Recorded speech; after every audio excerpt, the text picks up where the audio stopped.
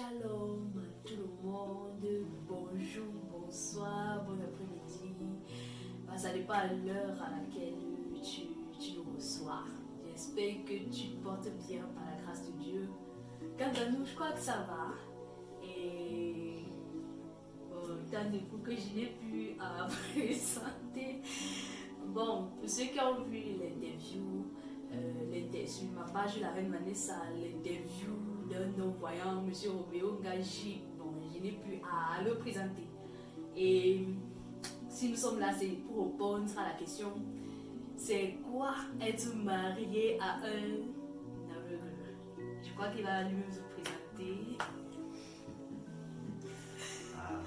Ciao, déjà c'est, comme vous pouvez le dire, c'est M. Ngaji, marié à la Reine Vanessa. Et aveugle. Ok, et aveugle. Bon, si je peux le dire comme ça, c'est parce qu'il est déjà guéri de ça. Donc, je veux dire, c'est free. Parce qu'il est déjà guéri de ça. Mais à une autre personne, on ne peut pas se permettre d'être relax comme ça parce que ça sera pour cette personne une blessure. Mais pour lui, il est guéri. Il pouvait, si vous suivez son témoignage de l'autre fois, vous allez vous rendre compte de quelqu'un épanoui, guéri et heureux malgré sa situation de handicap. Donc, c'est pourquoi on peut se taquiner de temps en temps comme ça, sans qu'il y ait de soucis ou de blessures quelconques. Bon, je crois que la question, ça fait quoi d'être marié à un aveugle, ça porte plus sur moi. Bon, je vais dire que ça dépend de qui tu as en face de toi. Bon, je peux pas dire forcément à quelqu'un, non, va épouser un aveugle ou quoi que ce soit. Mais je dis tout simplement, ça dépend de qui tu as en face de toi. Il est il a peut-être perdu les yeux, mais en réalité, ça ne se fait pas très vite remarquer. Ça se fait pas très vite remarquer à cause de son action, à cause de son déploiement, à cause de sa joie de vivre, à cause de sa façon de faire.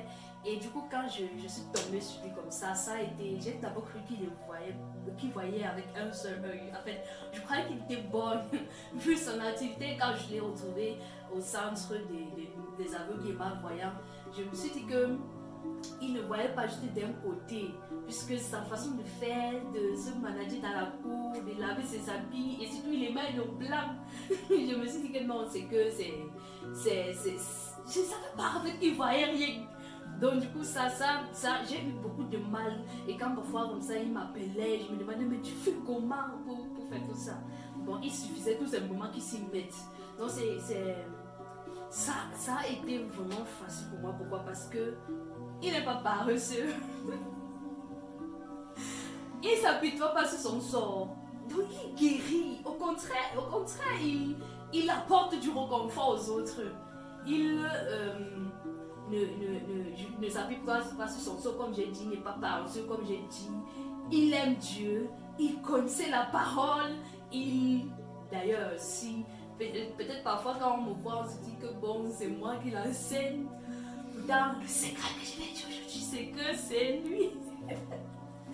Moi, si vous me voyez peut-être quelque part, on se dit que non, c'est moi qui l'enseigne. Je me rappelle quand je devais me marier, les gens disaient beaucoup de courage, comme si c'était un fardeau ou un jour que je portais pour mettre sur la tête.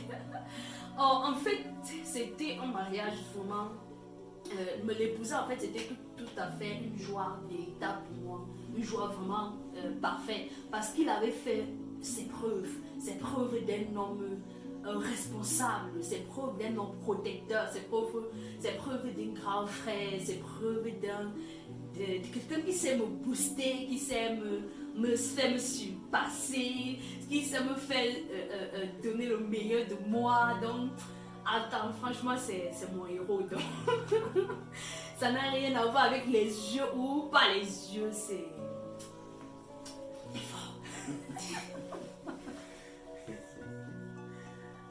Bon, je crois que tu peux dire un mot à quelqu'un qui peut-être s'apitoie sur son sort, peut-être est peut-être dans la même situation que toi, ou bien même pas dans la même situation que toi, mais qui passe par des situations difficiles. D'autres, c'est un handicap dans le sens où ils se disent qu'ils sont pas beaux, ils sont pas belles. Le monde leur a toujours dit que ils sont, je sais pas, le monde les a qualifiés de certaines choses, et ce qui fait que ça a créé en eux un handicap. Peut-être c'est quelqu'un comme ça qui a perdu quelqu'un de cher, ça a créé un handicap mental, un handicap émotionnel.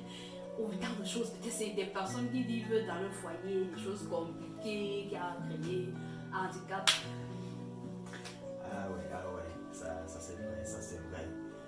J'aimerais d'abord, premièrement, commencer par vous encourager. Comme je te le dis, un handicap n'est pas seulement peut-être un non-voyant, peut-être seulement un handicapé moteur. Il y a des personnes qui sont handicapées émotionnellement, comme je te l'ai dit. J'aimerais vraiment vous encourager, vous dire que c'est pas fini. Il faut croire en Jésus. Il faut savoir que vous pouvez aller mieux que ça. Vous savez, le monde est fait de telle sorte que il y a le prince du monde qui est Satan, qui parfois nous montre que nous ne pouvons pas faire, qui parfois nous amène à vivre de façon limitée, parfois nous conduit dans certains échecs du passé, parfois nous accuse même à des moments, et parfois nous trompe. Et on se dit que bon, on ne peut pas faire, et du coup on s'appuie sur notre sort, on est là, on est limité, et on se néglige. Parfois d'autres se plongent dans la masturbation, parfois d'autres se plongent dans la drogue, parfois d'autres même se plongent dans l'alcool, parfois d'autres se mettent même à beaucoup manger. Et tout ça parce qu'ils cherchent un réconfort, ils cherchent un plaisir. Mais je vais dire que ce n'est pas la solution. Derrière toutes ces choses-là, nous n'avons pas la solution. Je vais encourager davantage quelqu'un de s'accrocher premièrement à Jésus, parce que en Jésus-Christ nous avons la liberté, comme il dit dans sa parole, qu'il est le chemin, la vérité et la vie. Donc je vous encourage vraiment de ne pas vous appuyer sur cette situation. Ce n'est qu'une situation.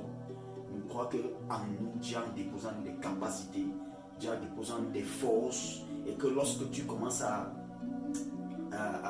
faire la découverte de cette chose, tu vas aller très loin.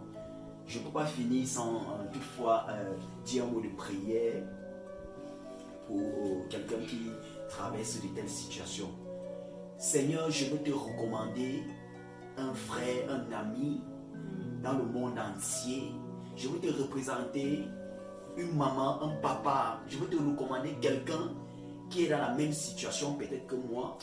Père, qui traverse des moments difficiles, qui est un handicapé, qui a un handicap autant pour moi émotionnel, qui a un handicap, Seigneur, dans ses actions, peut-être parce qu'on lui a souvent montré que sa taille a un problème, peut-être parce qu'on lui a souvent montré que son regard, son visage a un problème, et Seigneur, au milieu de tout cela, il a commencé à se manifester autrement, à se limiter dans ses actions, à se limiter dans sa façon de faire.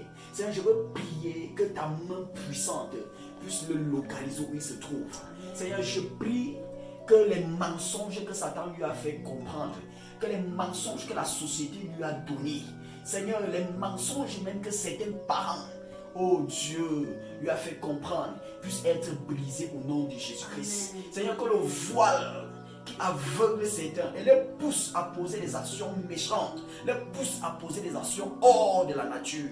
Seigneur, je prie que ta main puissante puisse visiter ces personnes et déchirer ce voile sur leur mental et déchirer le voile sur le cœur, afin que Père éternel, il puisse commencer à te faire confiance. Seigneur, tu as dit dans ta parole que tu es le chemin, la vérité et la vie. Je prie, Père éternel, qu'il puisse, oh Dieu de gloire, expérimenter cette parole, afin de croire que tu es réellement le chemin, pour devoir s'en sortir réellement et accomplir parfaitement le plan de Dieu pour eux. Amen. Seigneur, il y a une destinée que tu as mis pour eux. Je supplie ton nom, Père éternel, qu'ils puissent comprendre que c'est en étant eux-mêmes qu'ils pourront accomplir parfaitement la destinée que tu leur as donnée. Seigneur, je supplie ton nom, ô Dieu de gloire, ô Dieu de puissance, ô Dieu de force. Relève quelqu'un dans le monde qui est abattu. Relève quelqu'un dans le monde qui est couché.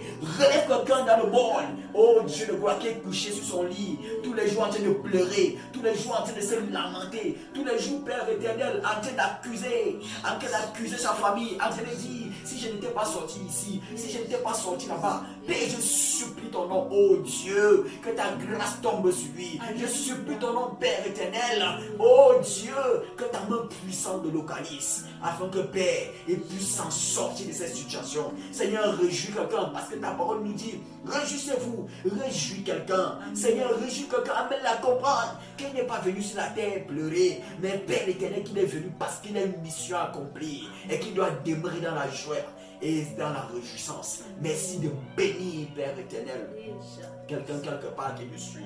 Merci parce que, Père éternel, tu remontes quelqu'un, tu fortifies quelqu'un.